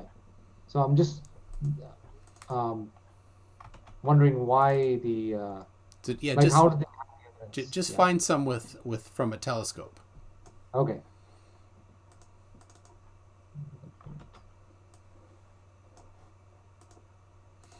So, all right, here's just a couple with from Geistview. There's one. You see that? Yeah, that's CGI, right? No, Yeah. that is taken from his own personal telescope that he owns. This image was And taken? absolutely, and you can do this yourself. All you need to do is get your own telescope. Now, if you wanted, you could probably ask Geistview and go meet him because he does this often. He likes it. You could probably travel. He lives in California. This galaxy image is not is it's you're telling me that's an actual photo. Absolutely. Here is the telescope that he took it with. Or this is a, let's see, it looks like these are two different telescopes of his. He has a bunch. This is something he likes to do a lot, so he's put a lot of investment into it.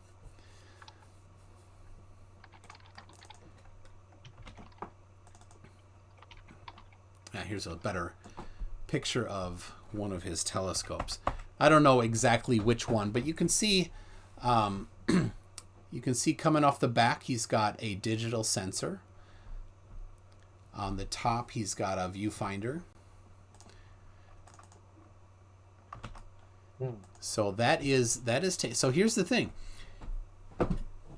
You can go to it, and if you're like, I don't believe it, it's totally fake, you could have them take a picture of some stars, and then you could drape something over that lens there and have them take another picture. The only thing that changed is that there's something in the way, and the picture would be black when you drape something in front. Because some people have suggested that somehow there's some magical NASA technology that images it. Like when you buy a telescope, they've embedded this technology in it. It's ridiculous that it knows where it's pointing, and it's gonna send you the picture that they want you to see, which is just insanity. All right, so here's a picture he took. Let's see. Here's one that he took. Andromeda Galaxy. So here's a picture he took of Jupiter. Right there. Now, can you find the underwater, whatever you were saying, picture of Jupiter taken with a telescope? Oh, it's multiple stuff like stars, Venus. But just do Venus or Jupiter or stars taken with a telescope. These are taken with a telescope, to the best of my knowledge. Let me see, raw footage. Yeah. Because no, I mean I don't mean to be offend, but your friend's footage seems exactly like these. I just found an Andromeda CGI image. Like they they mentioned that it is actually CGI, and your friend's photo looks very remarkably similar to it. So I just find it very interesting. And so you know how you falsify that? You don't falsify that by saying it looks fake to me. You falsify that by getting your own telescope or getting somebody else's telescope and borrowing it, right? And taking the picture yourself. Right. Right? And then say, oh, it looks different. Now this is Jupiter, right? I can tell this is Jupiter. Yep. This looks legit. But anyway, I have shared my link if you want to. Oh, was it in you did in the video? There it is. I put it in the chat. Yeah. All right. I just see a Andromeda galaxy and it's like, my goodness. So one that's labeled CGI. Yes. Or so. Andromeda galaxy by Phil UK. I'm just making sure what it says here. Masterpiece. This image was published in 2008 as the largest image in. He says, praise him. Okay. All right.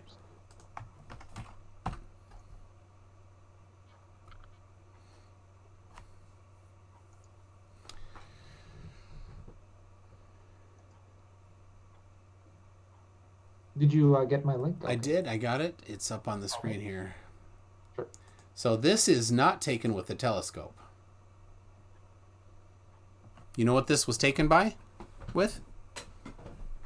I think parts of it were taken by the telescope. Raw footage, this one right now, this one was taken by a P1000 or P900. You're sure about that? Does it say anywhere that? It doesn't, but I've seen these before. Okay, it does Right. say. Let me see. Compare. It does mention in the description telescope. So. Well, the P900 is not a telescope; it's a camera. It's a consumer grade camera. P900 anywhere here. It just says telescope. But this isn't a telescope.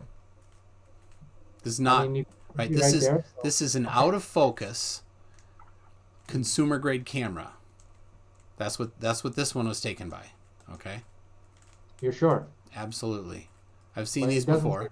I had Dazza the cameraman on a couple weeks ago, and he has both a P900 and a P1000, and he has taken pictures of the satellites, not satellites, Jupiter, Saturn, with the P900 or P1000 in focus and at proper exposure. Right now, that camera isn't super easy to get to do that right. So now over here on the right, Sirius A made by NASA, artist's view of Sirius A and B. All right, so neither of these are with the telescope. NASA says this is an artist rendition on the right. On the left, we have an out of focus consumer grade camera.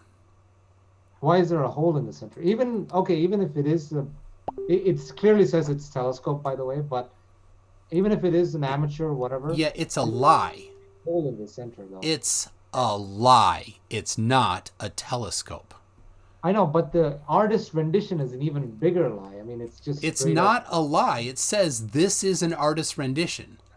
When you say it's an artist rendition and not an actual telescope picture, it's not a lie. They're telling the truth. This is an artist rendition. Yeah. So it's not right. That's not a lie, right? So the reason why has to do with the lens and the aperture on this. That's why it looks like it does. Oh, it looks very. Look how it's shiny. It's just so different than the artist rendition. I mean. All right. All right. Hold on, Sonny. Stop comparing it to the artist rendition. Compare it to a telescope image of Sirius, not an artist rendition. Do you have a telescope image? Because this clearly says telescope. I mean, if you have... It's a lie because telescopes aren't out of focus. All right, hold on. Geistview sent me. or video video would be really great. Telescope video. Video of a telescope is pretty boring. It's static. Nothing changes. Why? A video of a star looks the same as a picture of the star. They don't change. This doesn't look. I mean, you could say whatever you want about it being amateur or out of focus, but it looks very different. Yeah, because it's an amateur out of focus picture on a consumer grade camera. That's why it's a joke, and for them to say it's a telescope, they're just lying.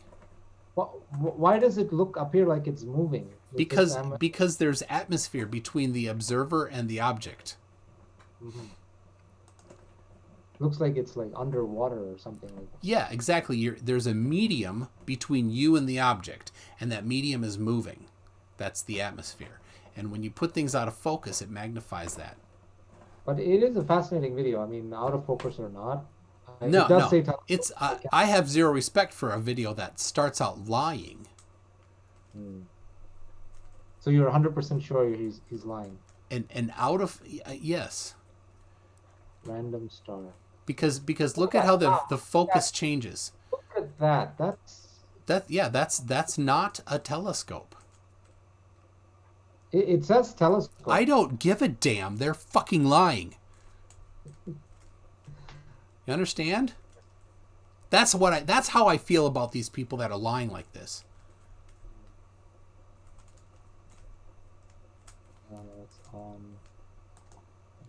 Right. So the maker of this video, which may or may not be a Alpha and Omega, who's a liar. Wow, look at the lights. All right. Geist View is that? Oh my gosh. Geist View, is that your own of Sirius? Yeah. All right. Another not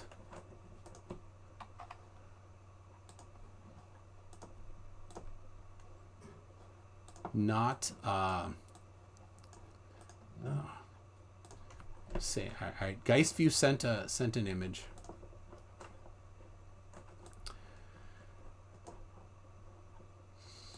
Yes, and people,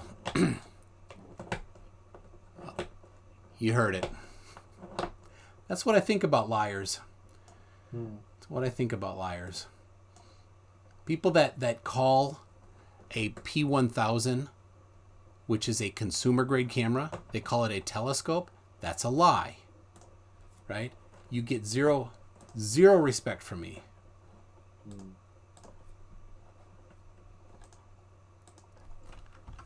All right, this is from Geist View. Took with one of those.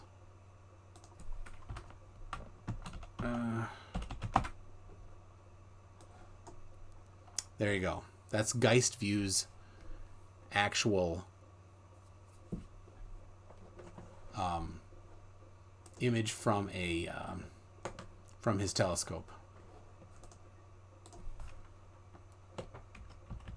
So there you go. That's what it looks like. You see how it's not out of focus? You see how the other stars are there and they're not out of focus and blurry? It's because he has a telescope, and telescopes they focus differently than cameras. They focus differently. Interesting. So a telescope camera focuses differently from a regular camera. Yep. And you're saying are you hinting that that's because the telescope kind of pierces through the atmosphere? And no, it has to do with how it focuses things. Okay.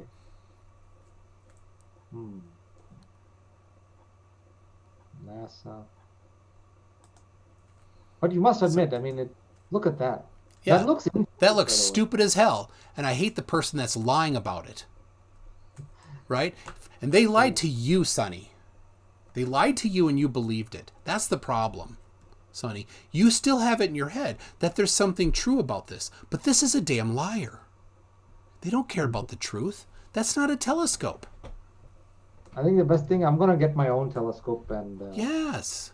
explore it on my own. Do your own research, right? For some reason, flat earthers hate to do their own research. What they do is they look at some stupid crap that's not research, and they're like, oh, there it is. But on your side, I would love to see a video of your friend like who films with this telescope. Geist view. I'd love to see a video. And of what? then I can compare footage. That'd be great. A video of what? A video of the stars or the planets using his telescope. But the same camera that took the photo that you just showed. Why a video? Oh, I just want to compare the footage. Okay, so here's what a video looks like. Okay. It's on the screen right now. Is that a video or a photo, though? They look the same because they don't change. Right? So Geist View says so because there's not a lot of light that comes from them, in order to get a good picture, you do a long exposure. So he says that a lot of these are 800 seconds. Right? Oh, I guess I'm gonna seeing is believing always. You know? Yeah. So now close-up stuff, brighter things like Venus or Jupiter, you can see better. I would love. Does he have any Jupiter photos? I already showed it right there. There's Jupiter. Oh yeah, I saw that one. Yes, that was a good one. Yeah. Yeah, maybe it's like I understand you are frustrated with what the flat earthers are putting out there. So maybe it's time you also put out your own video footage, and just to my own end the debate. My own video. But you haven't defined what would end the debate. Video footage, not video just footage of what? Of planets and stars, and no, it wouldn't. You wouldn't end the debate if you saw video footage. I don't believe you for a second. I mean, even if it didn't end the debate, at least it would be clear in plain sight. Like we could compare this video footage with this, because you can't compare a photo with a video, right? Video is usually more concrete evidence. Like photos can be edited or brightened, or it's easier to manipulate. Whereas, do you understand where I'm going here with this? Yeah, but you'll still say it's fake. I'm not going to say it's fake until I see it, right? You understand? You'll say it's fake. I won't say it's fake. So let me test you on that. I'll show you a video. Okay. Right? And if you say it's fake, then I'll know you're lying. So just a second here. I got to rename something here. Geistview sent me a photo of the Western Veil. I have a bunch of photos from him that are all in the same folder, and they're named from what Twitter named them, which is just random. So I don't want that. I want real ones. So here is the Western Veil. I don't know what the Western Veil is, but there it is. Now appreciate that while I pull up this video. I want to see if you're going to call it fake or not.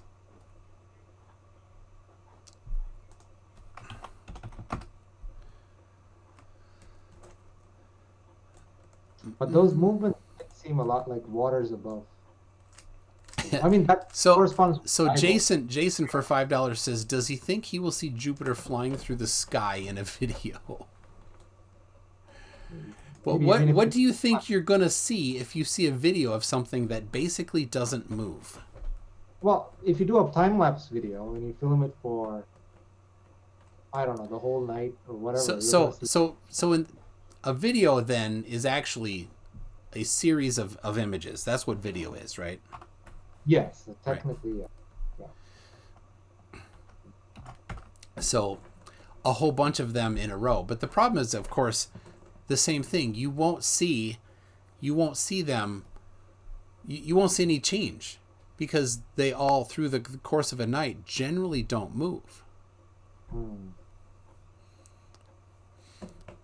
All right, so here's a video on the ISS. It's an hour and 5 minutes long. I'll put it in the chat. I want to check it out. And I'll send it to you. Oh, not the ISS. Ooh, somebody sent me Beetlejuice. All right, so yeah, Jason for $5 asked about seeing that, and now number 6 says for $1.99 I will feed the swear jar for you. Yeah, sorry everybody. Let's see what Jason here says. It's pretty cramped in there. So this video is 1 hour uncut video in the ISS.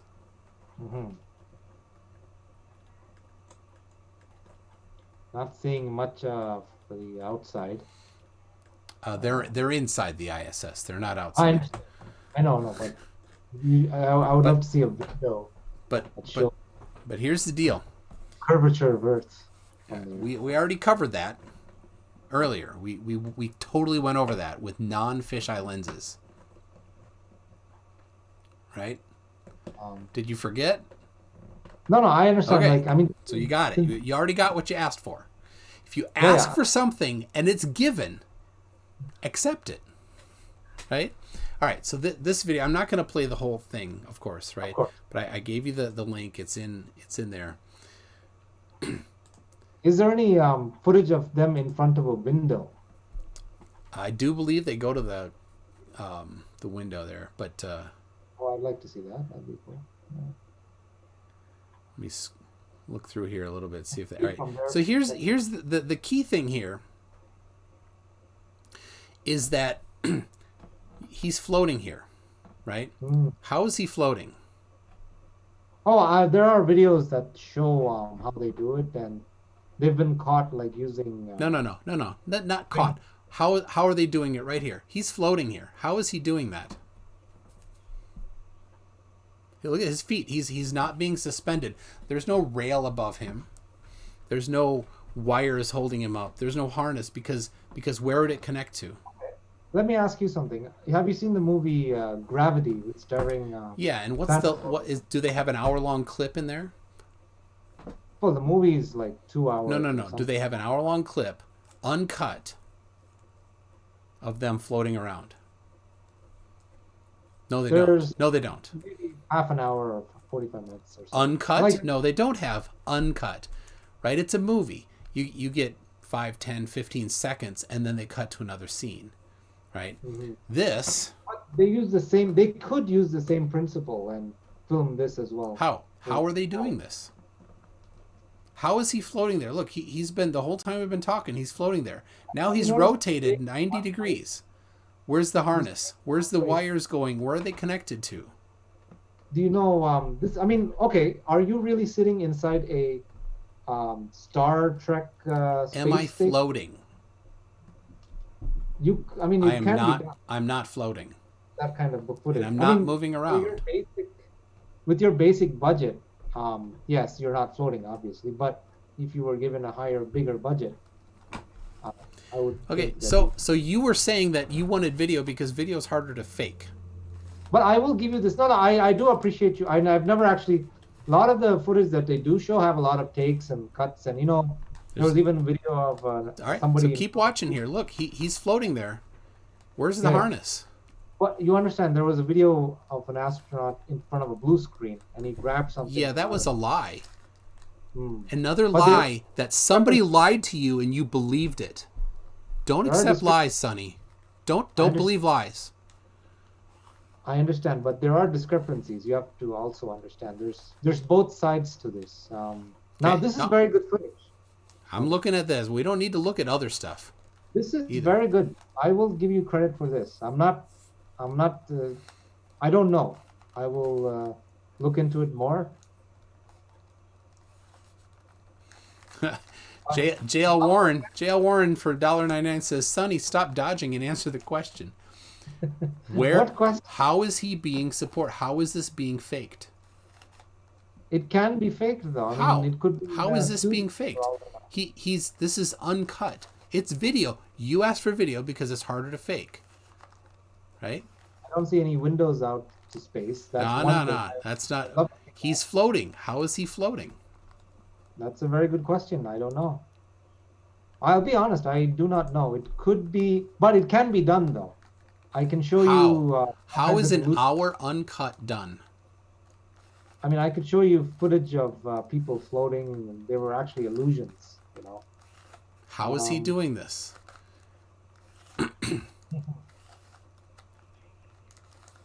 Look at this. He's got this bag here. there was Pulls a something out of the bag. Right? This bag is just hanging there, all right? So I haven't watched all of it. Ooh. Somebody's saying Geistview, or not Geistview. Phil Ko says you see windows, they get to the cupola. So look at that. There's how could a harness hold him up? It clearly could not be in a plane doing the vomit comet thing, right? at a certain Because height. it's not enough. At a certain height, yeah, you're right. There is a certain height, and it's called low Earth orbit. So Brad Dubay at Sunny, king of speculation without evidence. Hollywood, NASA would. But how is this done? Because in order to hover like that, you need to support that person. I'm gonna just Because in order for that to happen, they'd have to be in some sort of a studio. Oh, look at that! How did he do that? He let go of that, and it just stayed there. Watch It can this. be done. I've seen how they do it. There's multiple layerings, and one time the one of the astronauts didn't see it, and then he was grabbing something that wasn't even there. Have you seen those? Yeah, that's footages? BS. So Oh. so look at this. Look at this here. He's gonna let go of this for a second, and it just stays there. Layering, of course, you can put videos in layers. Yeah, whatever.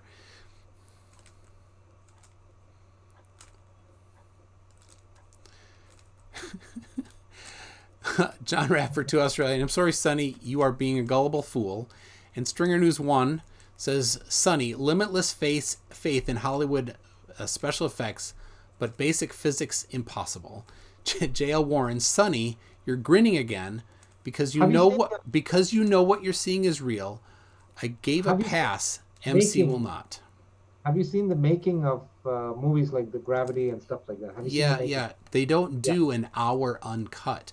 In those things, when they need zero gravity, they go up in the vomit comet, and you only get a certain few seconds, 30 seconds, No, 15 they seconds. didn't use the vomit comet at all, though, for gravity. Would you like me to share Ooh, you? hold on. How did he do that? Did you see that? That was floating there. Then he drank it. There are people on Earth who have done the water bubble thing. Have you seen those videos? Water bubble. There are YouTubers who do it. I've seen it. Yeah. Oh, and this is ESA, not NASA. By the way, what's with all those? What is that he's surrounded with? That guy with all the bags. With all the bags, that's storage. Storage, okay. All their food and stuff.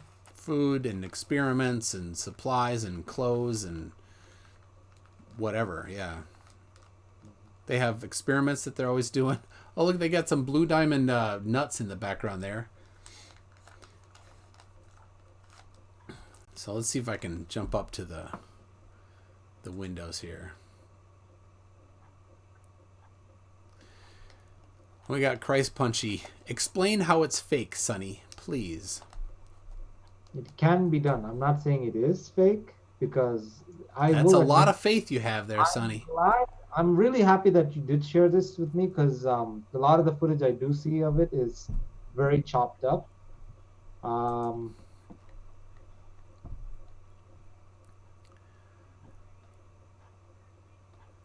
Let's see. I don't know where they are. Ah, there it is. So here they're coming towards the window. You can see, all right, he's twisting around as he goes through, something you can't do in a harness. very close up now, so can't really.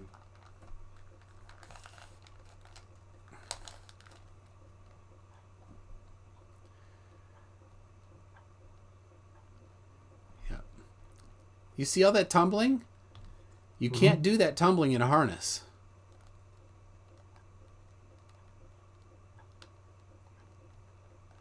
By the way, this is not a live transition, is it? This was, I don't know Not if they filmed it live, and they probably didn't, because it's difficult to broadcast when it's orbiting, because you always have to send it to a satellite dish somewhere, and because you're always in a different place, you have to send it to different ones. So there you go. There's your windows. Oh, let me see. Where's I missed it. It went by so fast. Oh, there you go.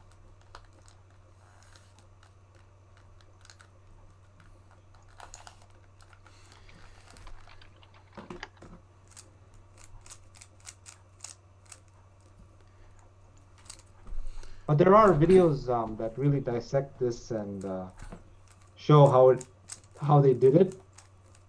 So I'm just looking for something. Jeff Roberts for $4.99. Sunny insists footage of astronauts floating in is fake. Also, Sunny insists that footage of a 12-year-old making a pen float on Earth is real magic. I'd love to see you debunk that one. Team Skeptic and FTFE already did with you, so. Oh, you already saw it. Oh, yeah, they already did that. So wow. No need to re-debunk what's already been debunked. No, it wasn't debunked, by the way. Yes, they showed the kid how to do it. As soon as I saw it, I'm like, I know how that trick is done. Maybe they're using that kind of trickery here, like some kind of telekinesis. Telekinesis doesn't exist. So. Are you sure? Yes. There are a lot of people that there's a lot of people that have not done it for real and have claimed it. So there you go. There is out the window. I have seen Sugar Bowl move by itself. I got up in the middle of the night and I opened the cupboard and it just moved by itself. Now, was it a ghost? I'm sure you believe in ghosts, right? Like. No. No, you don't? No. Interesting.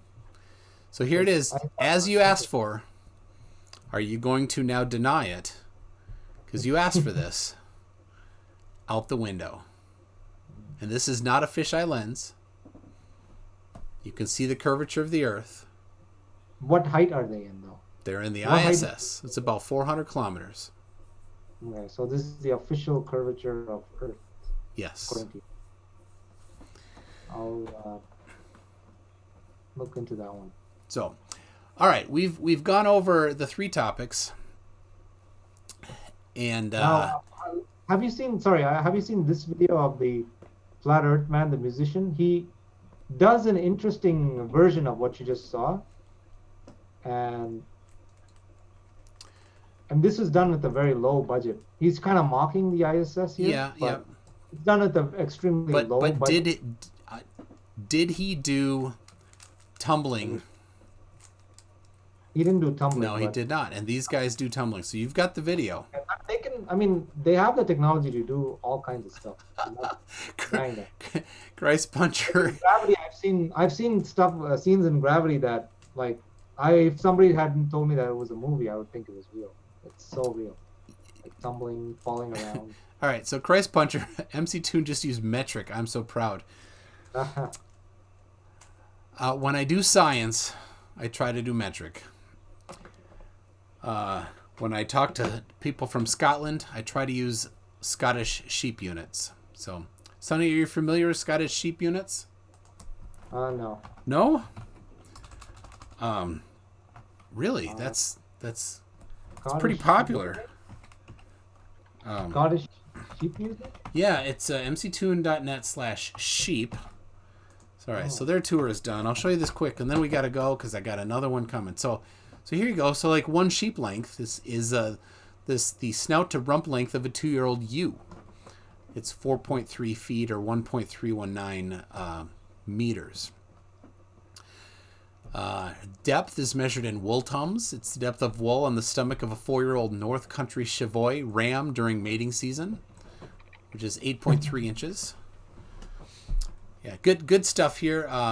Anybody? That's the official units in Scotland. So All right. Oh, you got your music video. Yes. If he's not doing tumbling, then I'm not impressed. Well, So, it's very low budget, right? So well, obviously he doesn't. yeah, but if he's not doing tumbling, then I don't care, Oh, there's right? people How do that- you do tumbling? let's see. How do you fake that, right? Stringer News 1. Science uses System International, not metric. That's right. SI units. So, I mean, I'm sure everybody's seen these famous scenes in Inception where they're just like floating and they're doing all kinds of amazing stuff. yeah, he's not tumbling here. So, No, he's obviously that's very low budget, but he Yep. does show a lot of good videos like how they do it. See, that's what I'm talking about. It is doable. I mean, if it were a live yeah, find an expert.